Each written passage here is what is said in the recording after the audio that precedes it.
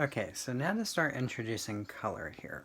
So what I'm going to do is I have a paint set nearby. You guys can kind of see it off to the side here. I'm going to just start using my colors. I'm going to start putting them on here.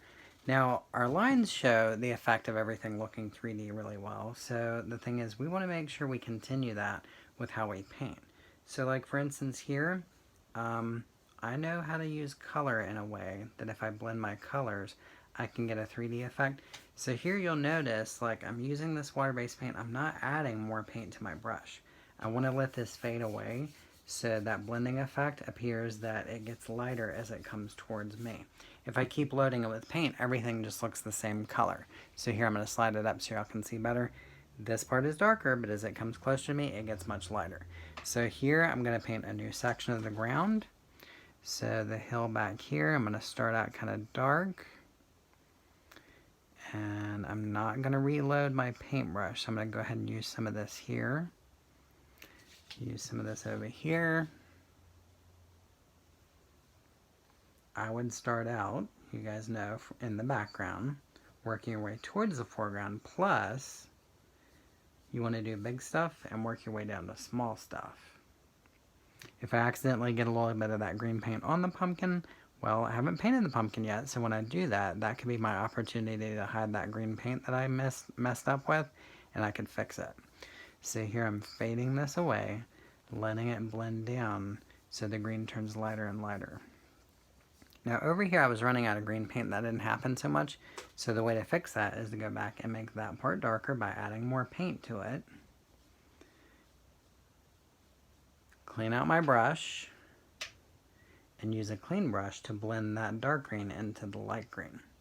Now, you might not have a lot of paint. You might be running low on paint, and we're not going out to a lot of stores and stuff right now. So another trick that I've shown you in some other videos is how you can actually use water-based markers as paint.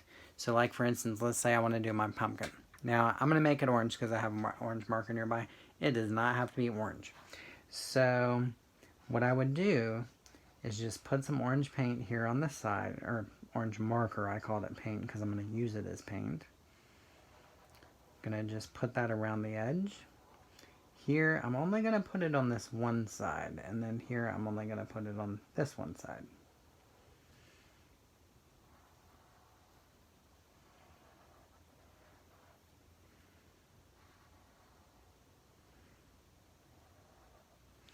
Okay, and then if I use a clean brush, tap it out in the bucket, run it over the edge of the bucket 2 times so it keeps some water in the brush but it doesn't have too much.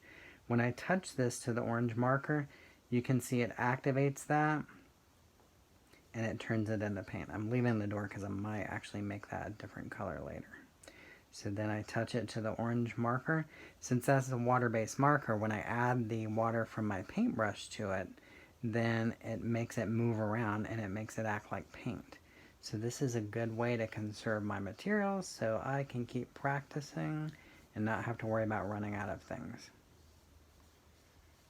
If I use the marker to color the whole pumpkin, I would eventually run out of ink, but here I only use a little bit. The nice thing is, because you started out by placing the color on there and you moved it with the water, it actually fades it away for you. So it blends the color for you as you do that. So I'm going to finish working on mine and you guys are going to finish working on yours. I love when y'all email images to me, pictures of your finished work, because I like knowing that we're practicing.